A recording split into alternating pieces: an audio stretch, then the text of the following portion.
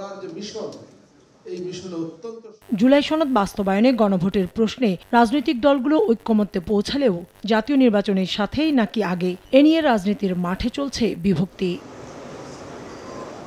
এমন সময় বাংলাদেশ জামায়াতে ইসলামী জাতীয় নির্বাচনের আগেই গণভোট করার প্রস্তাব নিয়ে হাজির নির্বাচন কমিশনে।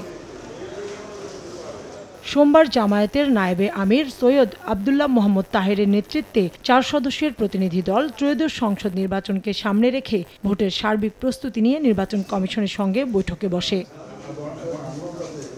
সিইসি এএমএম নাসির উদ্দিনের নেতৃত্বে ৪ নির্বাচন কমিশনার ও ইসি সচিব এ বৈঠকে উপস্থিত ছিলেন।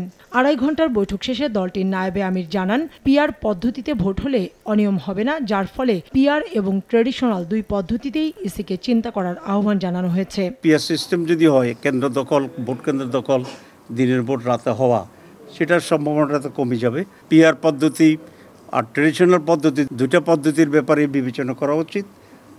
তারপরে এটার ফেট কী হবে সেটা নির্ধারণ করার পরেই বাকি নির্বাচনের রোডম্যাপের প্রস্তুতি সেটা হতে থাকবে।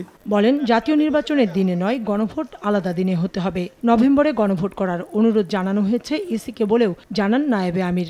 একই দিন যদি হয় তাহলে রিফর্মসের যে ইস্যুটি, এটা একেবারেই একটা মাইনর হয়ে যাবে, অন্যায্য হয়ে যাবে। কারণ প্রত্যেকের অ্যাটেনশন থাকবে তার দলের প্রতীক, দলের লোকদেরকে নিয়ে নির্বাচনের কনসার্ন থাকার জন্য। আমরা নভেম্বরে গণভোট করার জন্য আমরা বলে আসছি। ইলেকশন কমিশন বলছে যদি গভর্নমেন্ট যদি সিদ্ধান্ত নেয় তাহলে এই সব যা যা প্রয়োজন প্রস্তুতি নেওয়ার জন্য এটাতে আমরা সক্ষম আছি। নির্বাচনে নিরপেক্ষতা বজায় রাখার দাবি জানিয়ে লটারির মাধ্যমে রিটার্নিং অফিসার নিয়োগের আহ্বান জানায় জামায়াতে ইসলাম।